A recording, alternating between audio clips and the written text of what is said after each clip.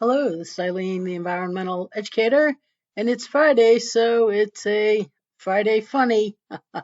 Yep, an LOL, laugh out loud, as many of these people are doing right here. That's, and again, it's not a haha funny, it's are you kidding me funny? But here we have a headline, not fair. This is on, what's up with that? And they say they're the most viewed site on global warming and climate change. Now, they won't give any good information, like there's actually solutions that we should be embarking on. But they did put out this article here. This is one day ago. This was October 12th, 2022. This is the 13th, the night of the 13th right now. So it's not fair. There was 25 billion promised and 55 million pledged for climate adaptation. So that we know is just a minuscule amount in comparison to, what was pledged to what was given. And that is really what all the leading environmental voices, when it comes to putting their money where their mouth is, think about actually doing something for the environment. Now, this is Africa that's saying not fair because Western countries said they'll spend about 25 billion by 2025 to help Africa adapt to climate change, but the pledge a year later in October of 22 is only 55 million. And so Africa's a little upset. Everybody gets a little greedy um, when somebody says they're going to give you money and then they don't, and then people that just expect it. So they said 55 million for 55 countries. This is not fair. AKUFO-ADDO was quoting by saying by the French state broadcaster. Um, yeah, so he's out. The Adaptation Summit had the mission of mobilizing 25 billion by 2025, ridiculously, while the G20 countries are responsible for 80% of emissions. Africa left Rotterdam with pledges of 55 million. And so, the African Bank, Development Bank, pledged 12.5 billion. And Rotterdam, right here, they had a big meeting over there. More than 50 officials convening in Rotterdam call for, COP26 climate talks to treat adaptation as urgent. Haven't we been doing that for decades? Urgent, urgent. So this was September 6th, 2021. And it is kind of boring up top here, but when we come down here a little further,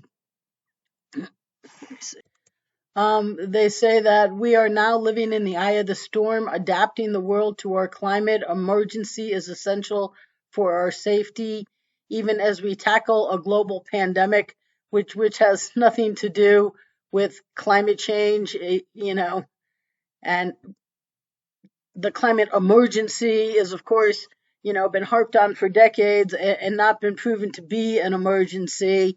So everybody on the other side of the aisle is just like, nothing's happened, nothing's happened. But they say millions of lives and the safety of communities around the world are already at stake. He says that AKINWUMI, Kinwami, I don't know, ADESINA, president of the African Development Bank, said that Africa is experiencing a lot of problems due to climate change, such as droughts, floods, and cyclones. Didn't they used to have them before climate change? I'm pretty sure. It says the impacts are massive. Africa loses today 7 to 15 billion a year in terms of climate change. And if it doesn't change, it's going to be about 50 billion by 2040. So, another projection out in the future. That's what, 18 years out in the future. And I'm not sure where they're coming up with this $7 to $15 billion a year in loss. And, I'm pretty sure there were droughts and floods and cyclones in Africa for a long time before the world started talking about climate change. But, here that's the head of the UN who has been refusing, Secretary General Ban Ki-moon. The UN's been refusing solutions since the 90s, I believe, definitely for decades. And all the countries that were out there just, oh yeah, yeah, we'll give money. Oh yeah, yeah, oh yeah, it'll add up to 25 billion. And then what do they come up with? 55 million.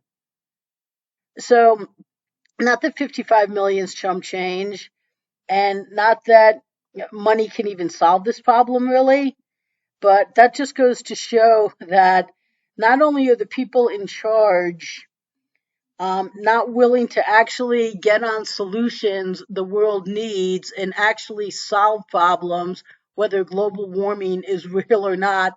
There are so many other problems from all of our just abuses, just not respecting anything, just thinking that more will be there. If I want a cup for 10 minutes, I should just have it and throw it away. No, no, we have to end our disposable society.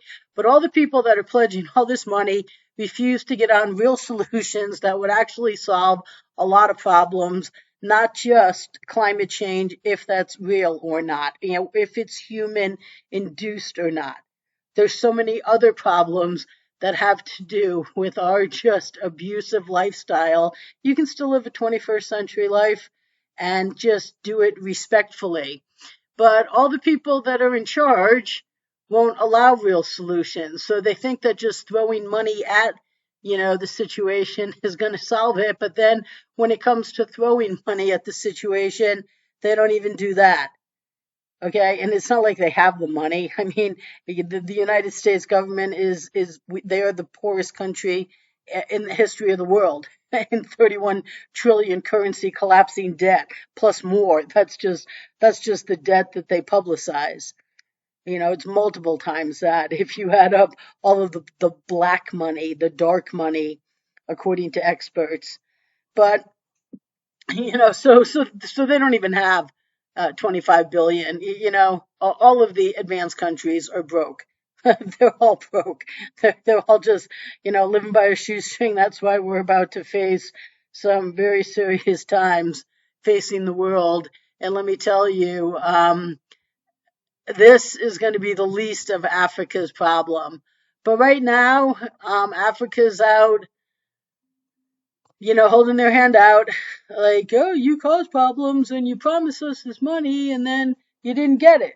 But that just shows that the people in charge who are nonstop telling you that the situation is so urgent, urgent, urgent, urgent, right, that they had to treat this conference with urgency, but right here, as urgent, like they've been saying for decades, but there's never any urgent action. And when it comes time to actually put your money where your mouth is, these governments are nowhere to be found either. So you just have to laugh at them. I mean, it's not funny because we all have to listen to this, and they're all going to start imposing their ESGs, social credit scores, and you're going to be told what you can and can't do based upon their ridiculous definition of what's environmental, while they're refusing everything that actually is environmental. And then when it comes to putting their money where their mouth is, they're nowhere to be found. So stay tuned, people.